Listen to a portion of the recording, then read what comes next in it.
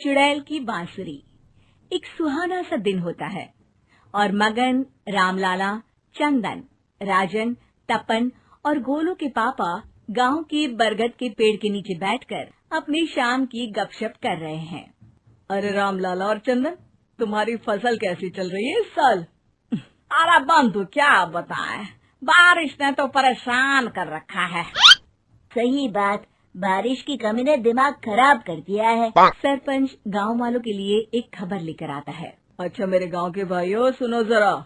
हमारी सरकार ने किसानों के लिए शहर में एक सेमिनार का आयोजन किया है, जिसमें वो खेतों के बारे में और भी कुछ जानकारी देंगे। तो मुझे लगता है कि हमें वहां जाना चाहिए। सरपंच जी, मेरे खेतों में कीड़ों ने परेशान कर दिया है, उसके लिए कुछ जानकारी मिलेगी क्या?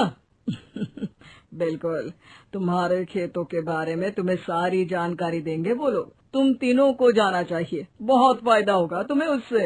ये कहकर सरपंच वहाँ से चला जाता है और तीनों सोचते हैं कि वो शाम के वक्त मैदान पर मिलेंगे और वहीं से रवाना हो जाएंगे। तीनों दोस्त मैदान पर मिलते हैं और जैसे ही निकलना शुरू करते हैं तभी एक बांसुरी की आवाज सुनकर वो भी उसी ओर सम्मोहित स्थिति में चलना शुरू कर देते हैं। कुछ बच्चे हर बार की तरह अपना दोपहर का फुटबॉल का गेम खेल रहे हैं। पकड़ लिया, पकड़ के दिखा मुझे, इतना भी नहीं कर सकता। अच्छा, कितना भागेगा? आखिरकार तो मेरी पकड़ में आ ही जाएगा। हाँ, तुझे पता नहीं तपन, राजन कितनी तेज दौड़ लगा सकता है। खेलते खेलते अचानक से एक बांसुरी की मीठी आवाज सुनाई पड़ती है। सारे बच्चे उसका पीछा करने लगते हैं। शाम हो गई है और बच्चों के घर न आने की वजह से उनकी माँ मैदान में पहुँच जाती है। राजन बेटे, अरे ओ राजन बेटे, किधर चले गए? इतनी देर हो गई, घर वापस क्यों नहीं आए बेटे? तपन बेटा, चलो घर, शाम हो गई है, कितना खेलोगे? और गोलू, ओ गोलू। तीनों की माँ एक दूसरे को देखने लगती है और उन्हें एहसास होता है कि उन तीनों के बेटे घर आए ही नहीं। अरे राजन और गोलू की मम्मी, आप इधर? राजन और गोलू घर नहीं आए क्या अभी तक?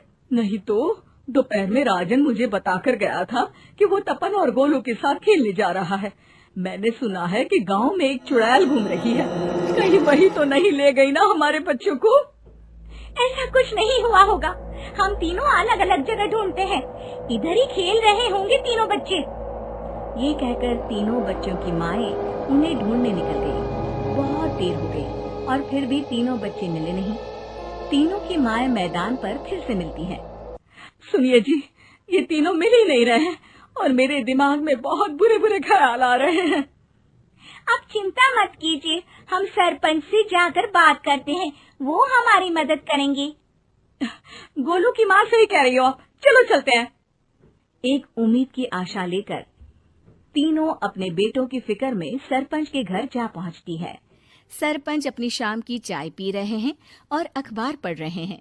तभी तीनों की माँ हड़बड़ी में भागकर उनके पास आती है। अरे अरे, आप तीनों इतनी डरी हुई क्यों हो? क्या हुआ? ऐसी क्या बात हो गई? तिवारी जी, हमारे लड़के दोपहर से खेलने गए हैं और अब तक लौटे नहीं हैं।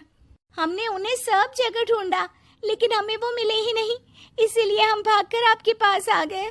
अच्छा, इनके पिता कहाँ है? ये कुछ काम के लिए शहर गए हैं, इसीलिए हम भागकर आपके पास आए हैं। हाँ, मैं उसके बारे में भूल ही गया था। एक काम कीजिए, मुझे उस जगह लेकर चलिए जिधर वो आखिरी बार खेल रहे थे। सरपंच घर से एक डंडा लेकर तीनों के साथ मैदान की ओर निकल पड़ते हैं। तीनों मैदान पर पहुंच जाते हैं और उन्हें ढूंढने के लिए कुछ सुराग खोजना शुरू करते हैं। आपको कोई ऐसी जगह पता है जहाँ ये तीनों साथ में मिलते हैं? नहीं जी, ऐसी तो कोई जगह नहीं पता। अचानक से वही बांसुरी की आवाज आना शुरू हो जाता है और सरपंच सम्मोहित होकर उस आवाज की तरफ जाना शुरू कर देते हैं। अरे तिवारी जी, आप ठीक तो हैं? कहाँ जा रहे हैं? अरे ओ तिवारी जी, वो हमें सुन नहीं पा रहे हैं क्या? सरपंच बांसुरी की धुन में झुककर उसी दिशा में आगे बढ़ रहे थे। ये आवाज कैसी?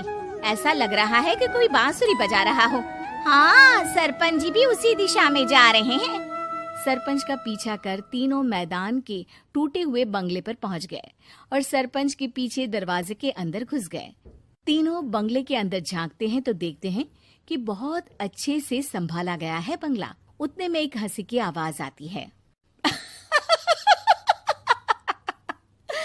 मेरी बांसुरी, तूने मुझे आज तक कभी तंग नहीं किया। हमेशा अपने जादू से लड़कों को खींच लाती है।